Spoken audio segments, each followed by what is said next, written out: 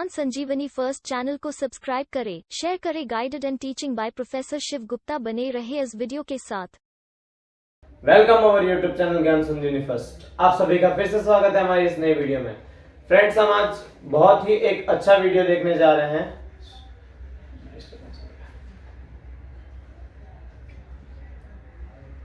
Welcome to our YouTube channel.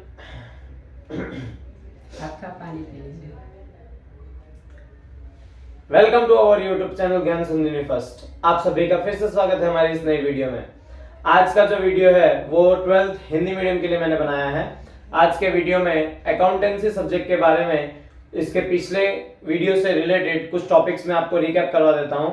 इससे पहले हमने अकाउंट्स में प्रवेश चैप्टर के कुछ स्टेप्स देखे थे, जिन स्टेप्स की वजह से आपको लॉन्ग क्वेश्चंस में 3 से 4 मार्क्स इजीली मिल जाए, इसलिए वो स्टेप्स बनाए गए थे।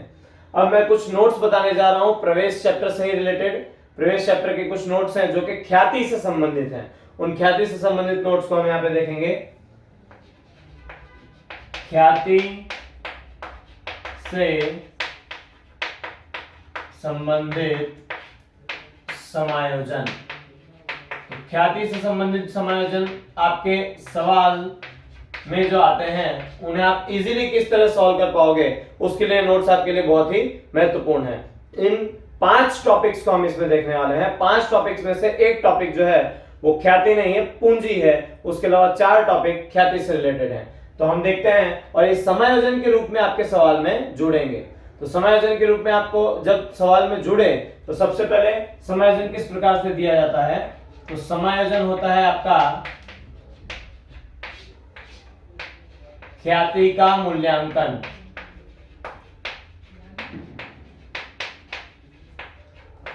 ख्याति का मूल्यांकन।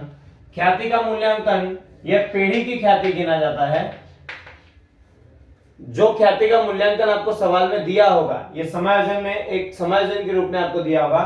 ख्याति का मूल्यांकन कुछ रुपए होंगे, उन कुछ रुपए की ख्याति जो है वो पीढ़ी की ख्याति कहलाती है। हमें पीढ़ी की ख्याति से कोई लेना देना नहीं।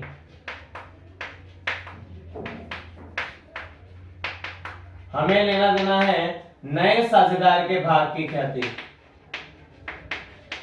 अब जो नया साझेदार है वो नया साझेदार अपने हिस्से की ख्याति लेकर आता है।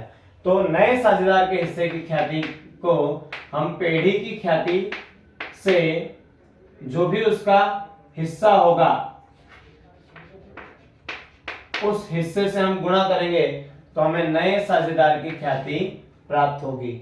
जो नए साझेदार की जो भी ख्याति प्राप्त होगी उस ख्याति को हम नए साझेदार की ख्याति कहेंगे, जिससे रिलेटेड अब हम कुछ नोट्स देखने वाले हैं। तो इस नोट्स के जरिए आप इजीली इस समायोजन को सॉल्व कर सकते हो। समायोजन में सबसे पहले नए साझेदार की ख्याति आपको ज्ञात करनी है। नए साझेदार की ख्याति के मूल्यांकन पर से आपको मिल जाएगी। पीढ़ी के ख्याति से हमारा कोई लेना देना नहीं, इसीलिए पेज नंबर 151 पर आपको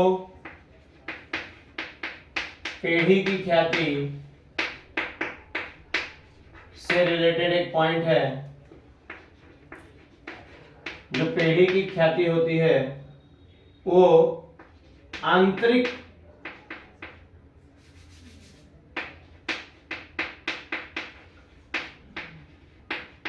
सर्जित होने के कारण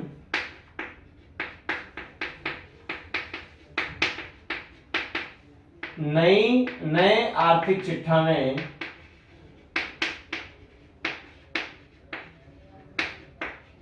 नहीं दर्शाई जाती।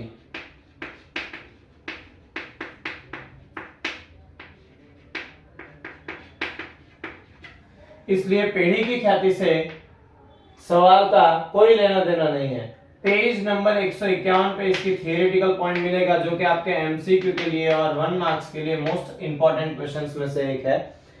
हिसाबी मानांक 26 के अनुसार आपको हिसाबी मानांक हमारे अकाउंटिंग स्टैंडर्ड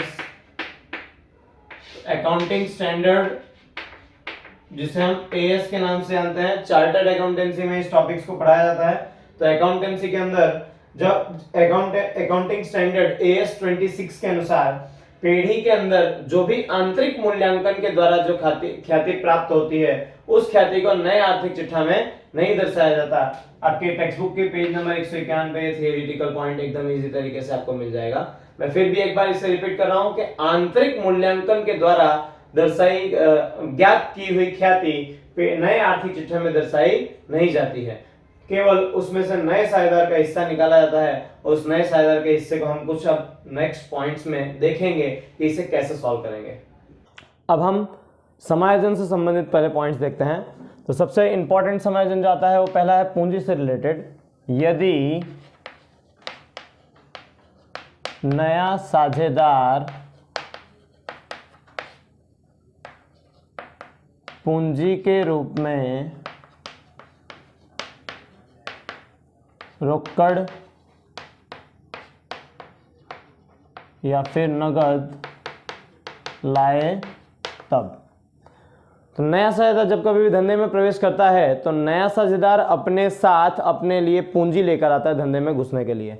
तो जब नया साझेदार पूंजी, ध्यान रखिएगा पूंजी शब्द पर, रोकड़ लाए, कैसे लाए, रोकड़ लाए, कि नया साझेदार पूंजी के रूप में रोकड़ लाए, तो इसका सबसे पहले रोज नाम क्या होता है, रोकड़ आ रही है धंधे में इसलिए रोकड़ खाते उधार, और नया साझेदार लेकर आ रहा है इसलिए नए साझेदार के पूंजी खाते का। जो रकम वो लाएगा रोकड़ में वो रकम हमें यहाँ लिख देनी है। अब मैं इसकी असर आपको बताता हूँ। समायोजन जब ये आपके सवाल में आता है, लगभग आपके सभी सवाल में ये समायोजन रहेगा ही रहेगा, क्योंकि नया साझेदार जब प्रवेश करता है तो पूंजी लाता ही है। तो पूंजी जब लाता है तो वो रोकड़ में ही लाएगा, अधिकतर रोकड़ में लाता है। रोकड़ की जगह अगर कोई और संपत्ति ला रहा हो तो संपत्ति के खाते उधार हो जाता है, अगर रोकड़ ला रहा हो तो रोकड़ के खाते उधार होता है। तो हम रोकड़ खाता बनाते हैं जो कि हमने पिछले स्टेप में देखा था, तो उसकी असर हमें देनी है। तो पहली असर होगी, हम जाएंगे रोकड़ खाते में, रोकड़ खाते में जा करके उसके उधार पक्ष में आपको एंट्री करनी है। आप अपनी रोजनामचा पर से सीधे सीधे असर सीख सकते हो। रोकड़ खाते के उधार पक्ष में विवरण में नए साझेदार के पूंजी खाते का नाम,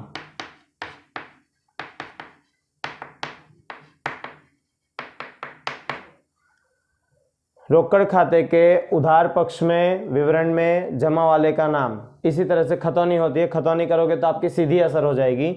असर नंबर 2, हर समायोजन की कम से कम 2 असर होती है। इस बात का आपको ध्यान रखना है, किसी भी समायोजन में मिनिमम आपको 2 असर तो देनी ही है। तो दूसरी असर कहाँ जाएगी, दूसरी असर जाएगी हमारी जमा पक्ष में। तो हम साझेदारों का पूंजी खाता बनाते हैं, तो साझेदारों के पूंजी खाते में जाओ, नए साझेदार के पूंजी खाते में जाएंगे, पूंजी खाते के नए साझेदार की कॉलम में आपको ध्यान देना है। उसके किस पक्ष में जाएंगे, जमा पक्ष में, जमा पक्ष में जाएंगे। और विवरण में क्या लिखेंगे, विवरण में हम उधार वाले का नाम लिखेंगे, मतलब कि रोकड़ खाते। इस तरह से हमारा पहला समायोजन, जो समायोजन नंबर कुछ भी हो सकता है परंतु समायोजन के रूप में आपको ध्यान रखना है, यदि नया साझेदार पूंजी के रूप में रोकड़ लेकर आए। तो जब नया साझेदार पूंजी के रूप में रोकड़ लाएगा तो एक सीधी से असर देनी है, रोकड़ आ रही है धंधे में, रोकड़ खाते उधार, साझेदार के पूंजी खाते का। असर देने के लिए मैंने यहाँ पे सिंपल सा असर दे रखी है जो कि हमारे रोजनामचा पर से सीधी बनती है। रोकड़ खाते के उधार पक्ष में नए साझेदार का नाम, नए साझेदार के पूंजी खाते के जमा पक्ष में रोकड़ का नाम। इस तरह से आप सीधी असर दे सकते हो। तो ये पॉइंट जो है, ये पॉइंट एक समायोजन के रूप में आता है। अब हमारा दूसरा पॉइंट है, दूसरा पॉइंट है जो कि समायोजन के रूप में आपके लिए आता है, यदि नया साझेदार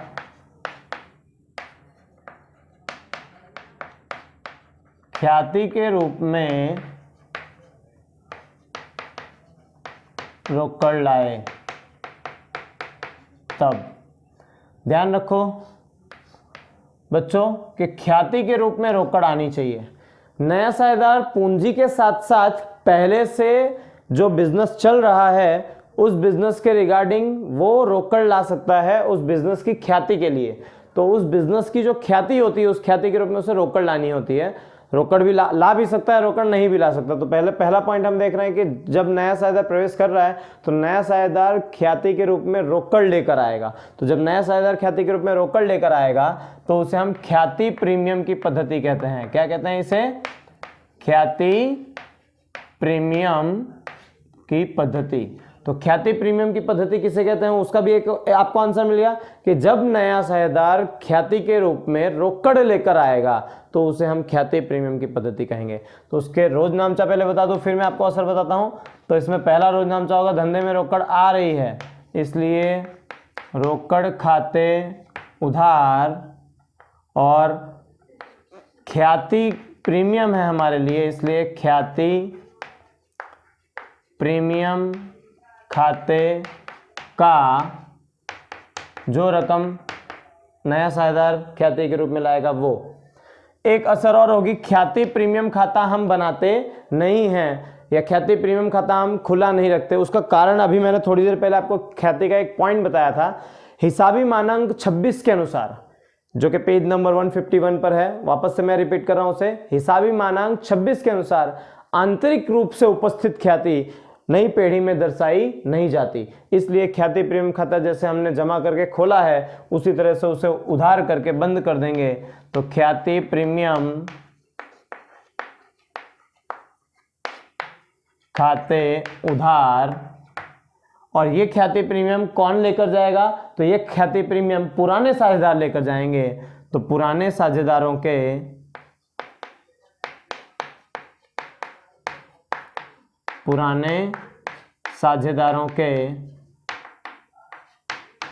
पूंजी अथवा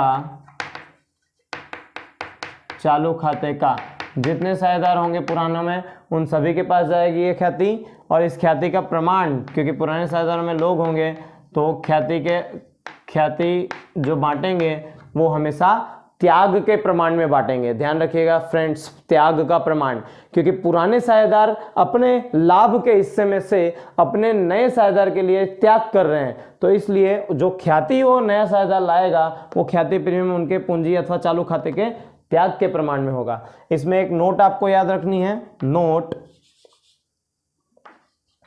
क्या याद रखेंगे हम? कई बार पुराना साझेदार त्याग करने के बजाय लाभ कर रहा हो, कि जब पुराना साझेदार त्याग के बदले लाभ कर रहा हो तब उसके पूंजी खाते, पूंजी अथवा तो चालू, जो भी आप लिखो, जो सवाल में दिया हो, खाते जमा करने के बदले हम क्या करेंगे? उधार करेंगे। ये नोट आपको ध्यान रखनी है। ये नोट मैं फिर से एक बार रिपीट कर रहा हूँ कि स्टूडेंट्स, हमारे यहाँ पे पुराना साझेदार के पूंजी अथवा चालू खाता होने वाला है जमा। ख्याति प्रीमियम जो भी आएगी, ख्याति प्रीमियम खाते उधार करके पुराने साझेदार के पूंजी अथवा चालू खाते जमा करेंगे। पर कई बार ऐसा होता है, क्योंकि ये पैसा त्याग के प्रमाण में बांटना है, तो कई बार ऐसा होता है कि नया जो पुराना साझेदार है वो त्याग करने के बदले में क्या कर रहा हो? लाभ कर रहा हो। तो जब पुराना साझेदार त्याग करने के बदले लाभ करेगा तो उसके पूंजी खाते जमा करने के बजाय हम उधार करेंगे। उसका कारण होता है क्योंकि नया साझेदार अब पुराना साझेदार अब नए साझेदार को कुछ दे नहीं बल्कि उससे लाभ ले रहा है, इसलिए उसके पूंजी खाते हम क्या करेंगे? उधार करेंगे। तो इस पॉइंट का आपको ध्यान रखना है। अब मैं इसकी आपको असर बता देता हूँ, इसकी कैसे असर होगी, क्योंकि प्रश्न में आपको इसकी असर पूछा जाता है। तो इसकी असर आपको डायरेक्टली बड़े क्वेश्चंस जब आप सॉल्व करोगे तो असर कैसे देंगे? सिंपल सा तरीका है, रोज नामचा पर से असर सीधी हम दे सकते हैं। रोकड़ खाते के उधार पक्ष में जाना है, रोकड़ खाते के उधार पक्ष में जाना है, और जमा में उसके ख्याति प्रीमियम का नाम है, तो विवरण में उसके हम ख्याति प्रीमियम का नाम लिखेंगे। दूसरी असर ख्याति प्रीमियम खाते जमा, पर ख्याति प्रीमियम खाता हम बना ही नहीं रहे, इसलिए ख्याति प्रीमियम खाते की जमा असर देनी नहीं है। दूसरा, क्यों नहीं बना रहे? क्योंकि उसे तुरंत हमने यहाँ पे उधार करके बंद कर दिया है। तो जब ख्याति प्रीमियम खाता हमने खोला, उसे भी हमने ख्याति प्रीमियम क्या कर दिया? बंद कर दिया, इसलिए ख्याति प्रीमियम खाता खोलना नहीं है। तब दूसरी असर हमारे यहाँ जमा की असर यहाँ पे से होगी कि पुराने साझेदार के पूंजी अथवा तो चालू खाते के कौन से पक्ष में जाएंगे? हम जमा पक्ष में जाएंगे, और उसके लिए उधार वाले का नाम लिखना होता है। तो उधार में किसका नाम है? ख्याति प्रीमियम का। तो ख्याति प्रीमियम खाते हम उसका नाम लिख करके पॉइंट शॉर्ट आउट करेंगे। तो फिर से एक बार ऐसा देख लेते हैं, रोकड़ खाते के उधार पक्ष में ख्याति प्रीमियम का नाम, और पुराने साझेदार के पूंजी अथवा चालू खाते के जमा पक्ष में ख्याति प्रीमियम का नाम। इस तरह से आपको ये दो असरें देनी है। रकम आपको आपके रोजनामता पर से मिल जाएगी। सवाल में आपको अगर पेपर में 100 में से 100 लाने हैं तो ख्याति की समायोजन असर आप इस तरह से वर्किंग नोट दे करके रोजनामचा लिख करके दर्शाओगे, तो आपका जो भी चेकर होगा वो चेकर आपके कहीं से भी कोई मार्क्स काटने की कोई गुंजाइश होती नहीं है। आप इस वीडियो में बने रहना, मैं आपको आगे आने वाले वीडियोस में पेपर किस तरह से आता है और उसका सॉल्यूशन किस तरह से बोर्ड देती है और किस तरह से टीचर्स चेक करते हैं, उसके सिस्टम भी आपको आगे आने वाले वीडियोस में मैं बताने वाला हूं। अब हम तीसरे पॉइंट की ओर चलेंगे। तीसरा पॉइंट किस तरह से है देखो, तो तीसरी नोट में समायोजन इस तरह से भी आ सकता है कि जब नया साझेदार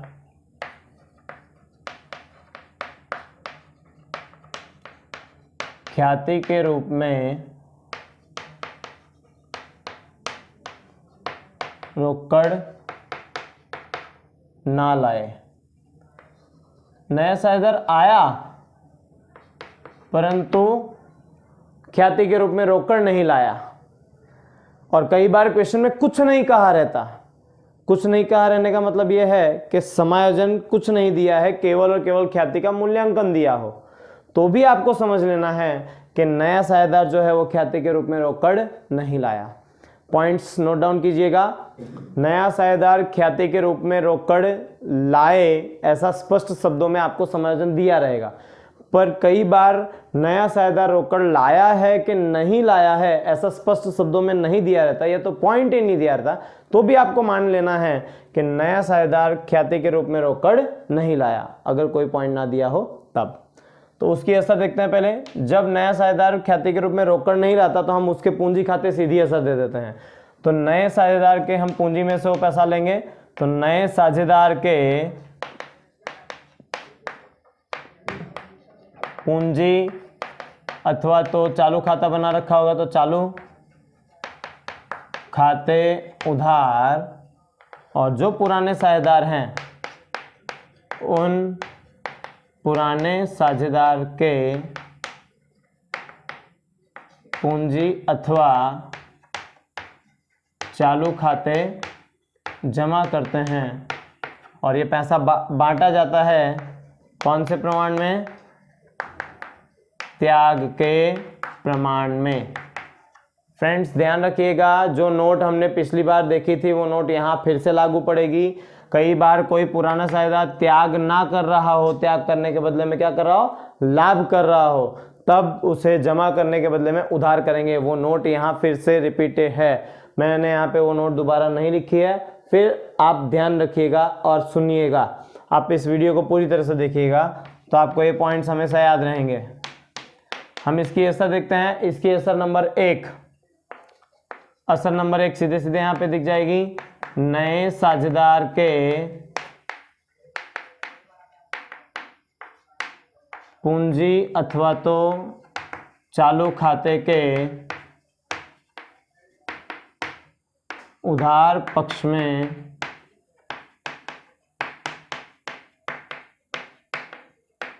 पुराने साझेदार के पूंजी अथवा चालू खाते विवरण में लिखने वाले हैं। नए साझेदार का पूंजी का खाता बनाया होगा, नए साझेदार के पूंजी खाते के हम उधार पक्ष में आएंगे, उधार पक्ष में आकर के हम पुराने वाले साझेदारों के नाम लिखेंगे, रकम हमारी त्याग के प्रमाण में होनी चाहिए और नए साझेदार के कॉलम में होनी चाहिए।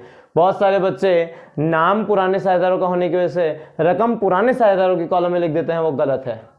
ध्यान रखिएगा, जो उधार हो रहा है उसी की कॉलम होनी चाहिए। नया साझेदार उधार होता है तो नए साझेदार की कॉलम होनी चाहिए, पुराना साझेदार उधार हो रहा होगा तो पुराने साझेदार की कॉलम आएगी।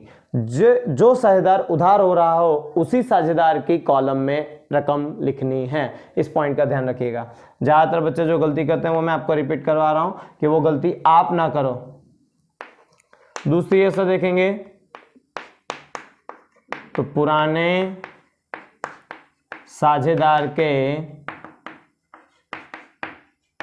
पूंजी अथवा चालू खाते के जमा पक्ष में आना है और नए साझेदार के पूंजी अथवा चालू खाते विवरण में लिखना है। विवरण में क्या लिखना है वो भी बता दिया और कौन से पक्ष में जाना है वो भी आपके सीधे रोज नामचा पर से आ जाएगा। अब हमारा चौथा पॉइंट देखते हैं हम। तो चौथा पॉइंट, चौथी नोट कि जब पुराने साझेदार ख्याति की रकम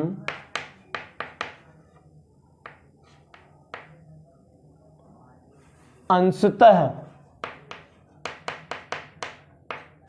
या फिर संपूर्णतः, मतलब पूरी की संपूर्णतः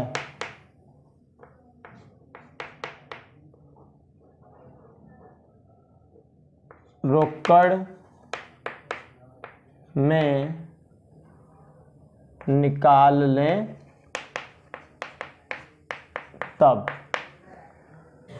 पुराने साझेदार को जो ख्याति मिल रही है, जो कि नया साझेदार अपने हिस्से में लेकर आता है, तो पुराने साझेदारों के त्याग के प्रमाण में पुराने साझेदारों को चीज मिलती है। परंतु कई बार पुराने साझेदार उस रकम को पेढ़ी में ना रख करके, पूंजी में भी ना जोड़ करके अपने साथ सीधे रोकड़ लेकर जाते हैं, तो वो पॉसिबिलिटी भी है। तो उसमें पुराने साझेदारों के पास पैसा जा रहा है, पुराने साझेदार के पूंजी अथवा चालू खाते उधार करेंगे और रोकड़ धंधे में से जा रही है, इसलिए रोकड़ खाते जमा करेंगे। यहाँ पर भी हमें त्याग के प्रमाण में ही पैसा पुराने साझेदारों को देना है। रोज नामचा फिर से मैं आपको एक बार यहाँ पे रिपीट करूंगा। पुराने साझेदार पैसा लेने वाले लोग हैं, इसलिए पुराने साझेदार के पूंजी अथवा तो चालू खाते उधार और रोकड़ खाते रोकड़ धंधे में से जा रही है, रोकड़ खाते जमा त्याग के प्रमाण में। असर इसकी उसी तरह से हम डिसाइड करेंगे रोज नामचा पर से। पुराने साझेदार के, चलो तो आ जाओ, पुराने साझेदार के पूंजी या तो चालू खाते के उधार पक्ष में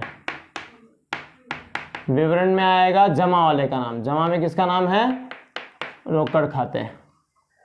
पुराने साझेदार के पूंजी अथवा चालू खाते के उधार पक्ष में जमा वाले का नाम, रोकड़ खाते का नाम। सीधी सी असर हो जाएगी। असर नंबर 2 है, रोकड़ खाता जमा है तो रोकड़ खाते के जमा पक्ष में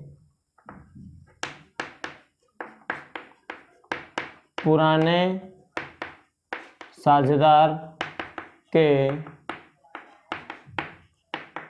पूंजी अथवा चालू खाते का नाम के रोकड़ खाते के जमा पक्ष में चले जाएंगे। जितने पुराने साझेदार होंगे जो अपने त्याग के प्रमाण में पैसा ले जा रहे हैं, उनके खाते के में उनके विवरण में हम उनका नाम लिख करके खाता बंद करेंगे। तो इस तरह से ये पॉइंट्स यहाँ पे 4 पॉइंट्स हैं। 5वां पॉइंट एक और है जो कि मैंने ऑलरेडी आपको जब हम तीसरा स्टेप कर रहे थे तभी मैंने आपको सिखा दिया था। एक बार यहाँ फिर से हम रिपीट करेंगे, उसका सीधा सीधा सा नोट्स है और वो नोट्स भी आप यहाँ पे ध्यान रखिएगा। अब हमारा आखिरी पॉइंट बचा हुआ है, पांचवा पॉइंट। पांचवा पॉइंट में क्या है वो देखते हैं। पॉइंट नंबर 5, जब ख्याति खाता बही यानी कि आपके लिए प्रश्न में दर्शाया हो तब ख्याति खाता आप लिखित करते हैं। ख्याति खाता क्या करते हैं? अपलिखित करेंगे। ध्यान रखिएगा फ्रेंड्स, जब कभी भी आपके क्वेश्चन में, आपके पास जो क्वेश्चन मिलता है, प्रश्न मिलता है, प्रश्न में आपको आर्थिक चिट्ठा दिया रहता है, तो उस आर्थिक चिट्ठे में वो हमारी बही कहलाता है।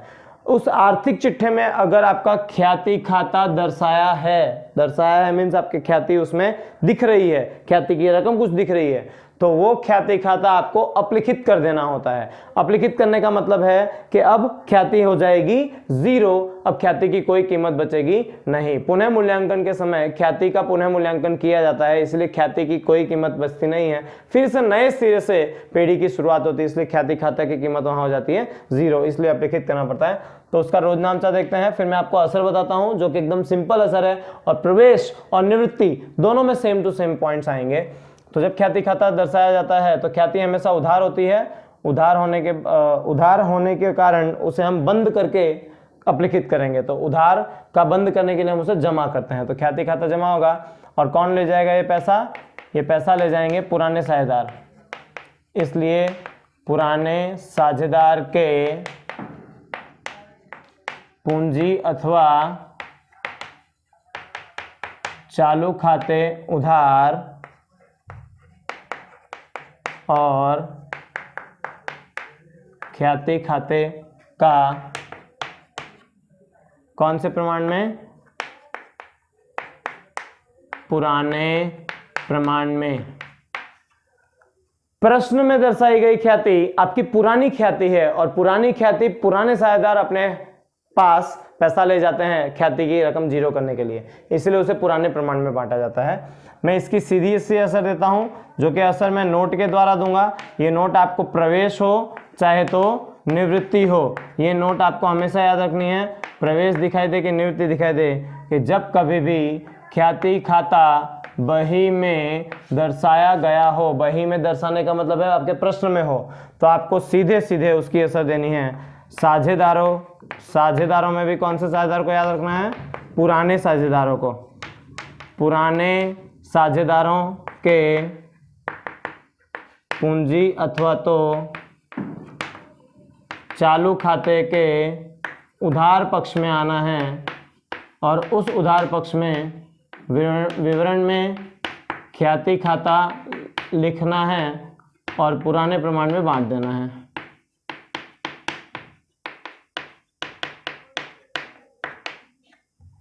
ये चाहे आपका प्रवेश में ये पॉइंट आए, चाहे आपके निवृत्ति में ये पॉइंट आए, दोनों के लिए ये पॉइंट कॉमन है, और इस पॉइंट को आप इजीली सॉल्व कर सकते हो। आपको अगर आपके प्रवेश में या निवृत्ति के आर्थिक चिट्ठा में ख्याति खाता दिखाई दे, तो वो ख्याति खाता सीधे सीधे पूंजी खाते के अथवा तो चालू खाते के उधार पक्ष में बांट दो। पुराने प्रमाण में बांटते समय प्रमाण ध्यान में रखिएगा, पुराने प्रमाण में बांटना है पुराने साझेदारों को। पैसा बांटते ही वो अपलिखित हो गई। अपलिखित होने का मतलब है अब वो ख्याति हो गई है 0, जो कि नए आर्थिक चिट्ठा में अब दर्शाने वाले नहीं है। और इस ख्याति का समायोजन की ख्याति से कोई लेना देना नहीं है, इस बात का भी आपको ध्यान रखना है। तो ये सारे पॉइंट्स आप ध्यान रखोगे तो इन 5 पॉइंट के थ्रू आप इजीली कोई भी प्रकार का ख्याति का समायोजन सॉल्व कर सकते हो। ख्याति से संबंधित समायोजन इतने ही होते हैं, इससे ज्यादा प्रवेश में नहीं है। निवृत्ति के लिए भी इसी तरह से ख्याति के नोट्स हैं, जो कि मैं निवृत्ति के नोट्स में, जब मैं निवृत्ति के नोट्स लिखवाऊंगा उस समय पे मैं आपको बताऊंगा। इस वीडियो में बने रहने के लिए धन्यवाद। इस वीडियो से मैं आशा करता हूं कि आपको ख्याति से संबंधित सभी समायोजन समझ में इजीली आ जाएंगे। और अगर आपको कोई भी पॉइंट्स डाउटफुल लगता है तो आप नीचे दिए गए डिस्क्रिप्शन में जो भी ईमेल आईडी है और जो फ़ोन नंबर है उस फ़ोन नंबर से आप अपनी क्वेरी सॉल्व कर सकते हो, या फिर अपने डाउट्स कमेंट बॉक्स में आप लिख सकते हो। कमेंट बॉक्स से आपको कॉमर्स एकेडमी की तरफ से रिप्लाई आ जाएगा, ज्ञान संजीवनी फर्स्ट की तरफ से आपको रिप्लाई आ जाएगा। और अगर आपने ज्ञान संजीवनी फर्स्ट चैनल को सब्सक्राइब नहीं किया है तो सबसे पहले उसे सब्सक्राइब करें, इस वीडियो को लाइक करें, ज़्यादा से ज़्यादा अपने दोस्तों को शेयर करें। धन्यवाद।